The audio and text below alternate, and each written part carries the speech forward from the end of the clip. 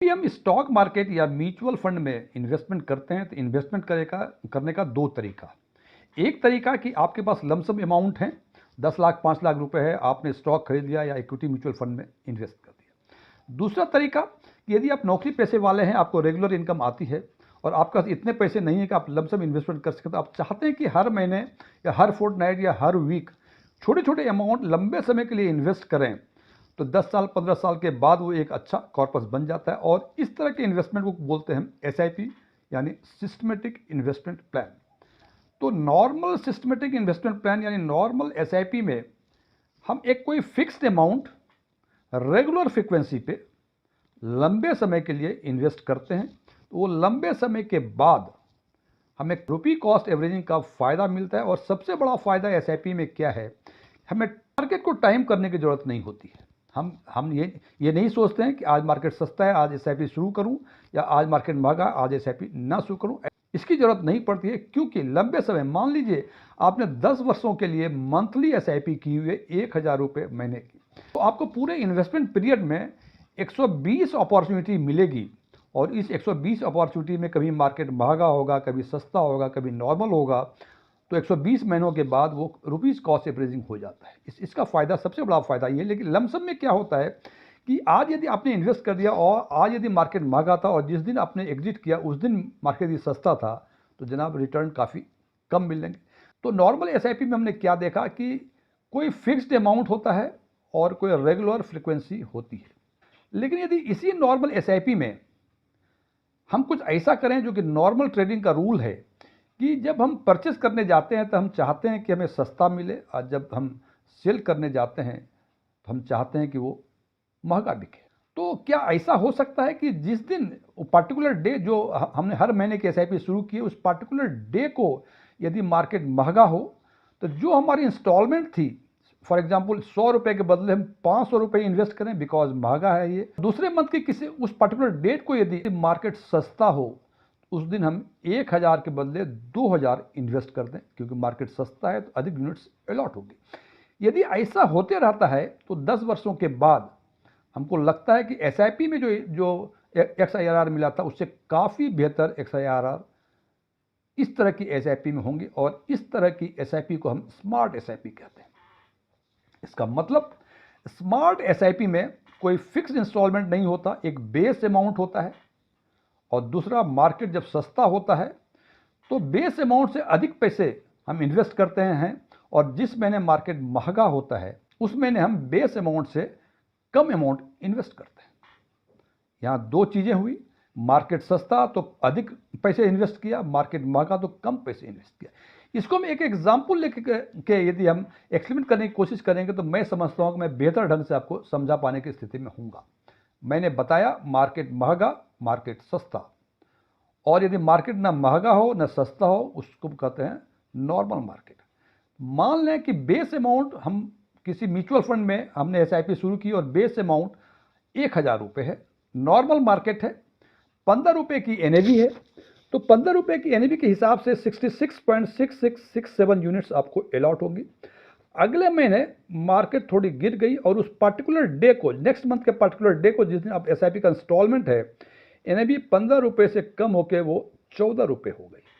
14 रुपये NAV हो गई, तो 1,000 रुपये, चूँकि ये नॉर्मल SIP है, हर महीने फिक्स्ड अमाउंट इन्वेस्ट करना है, तो 14 रुपये इन्वेस्ट करते हैं, तो ये 71.4286 यूनिट्स अलॉट होंगी।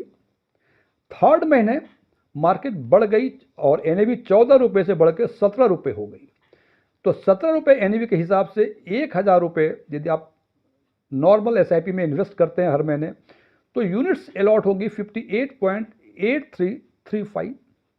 और 14 महीने मार्केट नॉर्मल थी, 17 रुपये से थोड़ा सा कम होके 16.5 NAV हुई, मतलब उस यूनिट्स की NAV, एक NAV 16.5 रुपीज़ में मिलेगी। तो उस महीने आपको 60.6061 यूनिट्स अलॉट होंगी। तो इस 4 महीने जो इन्वेस्टमेंट किया, टोटल अमाउंट जो इन्वेस्ट किया हमने वो 4,000 रुपये किया, और टोटल यूनिट्स जो एक्यूमुलेट हुई वो 257.5248 यूनिट्स हुई। और यदि इसका एवरेज निकाल लें तो एवरेज जो NAV होती है वो 15.5335 होती है, यानी एक यूनिट आपको 15.5335 की मिली। अब हमने बताया कि मार्केट ऊपर भी गया, नीचे भी गया, मार्केट नॉर्मल भी रहा, लेकिन यदि हम स्मार्ट एसआईपी करते हैं और इसमें हमने ट्रिगर डिफाइन कर दिया है कि यदि मार्केट महंगा होगा तो जो बेस अमाउंट है उसका आधा इन्वेस्ट करेंगे, और मार्केट यदि सस्ता है तो जो बेस अमाउंट है उसका दोगुना इन्वेस्ट करेंगे। इसी एग्जाम्पल को यदि आगे लेके बढ़ते हैं कि फर्स्ट महीने बेस अमाउंट नॉर्मल मार्केट 15 रुपये की एनएवी 1000 रुपये इन्वेस्ट किया आपने, तो 66.6667 यूनिट्स आपको अलॉट होंगी। नेक्स्ट मंथ एनएवी कम होकर 15 से 14 रुपये हो गई, जो कि मार्केट चीप हो गई थी। यहाँ 1000 के बदले हमने 2000 रुपये इन्वेस्ट कर दिए, तो जो यूनिट्स अलॉट होंगी वो 142.8571 यूनिट्स अलॉट होंगी। तीसरे महीने मार्केट महंगा हो गया, एनएवी 14 रुपये से बढ़ के 17 रुपये हो गए। हमने ट्रिगर दिया था कि जब मार्केट महंगा हो तो बेस अमाउंट का आधा कर दें, यानी 1000 की एसआईपी बेस अमाउंट थी उसको आधा करें, यानी उस महीने थर्ड महीने 500 रुपये इन्वेस्ट होगी और आपको यूनिट्स जो अलॉट होंगी वो 29.4118 यूनिट्स अलॉट होंगी। और चौथे महीने मार्केट जब नॉर्मल थी और एनएवी 16 रुपये 50 पैसे थी, तो 1000 रुपये नॉर्मल बेस अमाउंट था, इसका 60.6061 यूनिट्स अलॉट होंगे। तो 4 महीने के बाद हम स्मार्ट एसआईपी में देखते हैं कि टोटल इन्वेस्टमेंट हमारा 4500 रुपये हुए और एक जो टोटल कम्युलेटिव यूनिट्स हुई वो 299.5436 यूनिट्स हुई। और यदि इसका एवरेज निकालें तो हर यूनिट 15.0230 यूनिट्स हुई। अब देखिए नॉर्मल एसआईपी में ये एवरेज था 15.53, यानी महंगा था, और स्मार्ट एसआईपी में एवरेज जो रेट्स थी यूनिट्स की वो 15.0230 यूनिट्स। अब यदि मार्केट बढ़ के 20 रुपये एनएवी हो गई कुछ वर्षों के बाद या कुछ समय के बाद, तो निश्चित रूप से जो आपने स्मार्ट एसआईपी में परचेज की थी, जो एवरेज जो परचेज प्राइस था वो 15.0230 था और नॉर्मल एसआईपी में ये 15.5335 था। तो निश्चित रूप से स्मार्ट एसआईपी में आपका एक्सआईआर काफ़ी बेहतर होगा। मैं डीएम झा, आप देख रहे हैं स्टोन टैक्समैन चैनल। यदि इस वीडियो से आपको कोई नई जानकारी मिले या ये वीडियो आपको अच्छा लगे, इसको लाइक करें, अपने फ्रेंड्स के साथ शेयर करें, कमेंट बॉक्स में यस लिखें, और यदि लगे कि इस वीडियो में ऐसी कोई जानकारी नहीं है जो पहले से आपको पता नहीं थी या ये वीडियो ही आपको पसंद ना आया हो, कमेंट बॉक्स में नो लिखें। और यदि आपकी रुचि इन्वेस्टमेंट, खासकर म्यूचुअल फंड इन्वेस्टमेंट, बैंकिंग और डायरेक्ट टैक्सेशन में है और अभी तक आपने मेरे चैनल को सब्सक्राइब नहीं किया है, तो मेरे चैनल को सब्सक्राइब करें और ऑल बटन पे क्लिक करें ताकि हमारे सभी नए वीडियो की नोटिफिकेशन आपको लगातार मिलती रहे। जैसे मैंने पहले चर्चा की थी कि स्मार्ट एसआईपी में 2 ट्रिगर पॉइंट्स होते हैं। पहला कि मार्केट को सस्ता या महंगा कैसे डिफाइन किया जाए। नंबर 2 कि यदि मार्केट सस्ता हो तो कितना हम बेस अमाउंट को इंक्रीज करें, या मार्केट महंगा हो तो कितना बेस अमाउंट को डिक्रीज करें। इसके लिए हमने कई एमसी की वेबसाइट खंगाली, तो हमें कोटक म्यूचुअल फंड में स्मार्ट एसआईपी की फैसिलिटी मिली। इसमें हमने देखा 2 चीज़ें देखी हमने कि सबसे पहले मार्केट चीप या एक्सपेंसिव कैसे माना जाएगा।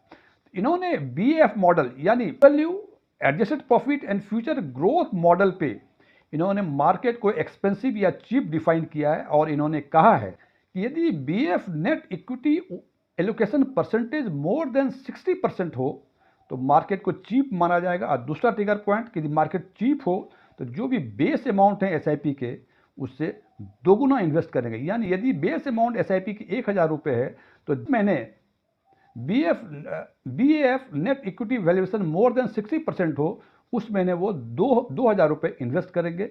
और यदि 40 से 60 के बीच हो net BF net equity valuation तो उसको मार्केट को नॉर्मल मार्केट माना जाएगा, और उस केस में जो बेस अमाउंट है एसआईपी को वही इन्वेस्ट किया जाएगा। और यदि less than 40% BF net equity allocation हो जाए तो उस केस में मार्केट को एक्सपेंसिव माना जाएगा, और एसआईपी इंस्टॉलमेंट बेस एसआईपी का आधा, यानी यदि 1000 की एसआईपी है तो 500 रुपये आप इन्वेस्ट करेंगे। हमने कोटक म्यूचुअल फंड में देखा कि मार्केट वैल्यूएशन के लिए इन्होंने बीएफ मॉडल अप्रोच को अडॉप्ट किया है, और कितना बेस अमाउंट का एसआईपी इंक्रीज होगा उसके लिए उन्होंने कहा कि मार्केट चीप होगा तो 200% यानी दोगुना, और मार्केट यदि महंगा होगा तो 50% यानी बेस एसआईपी का आधा।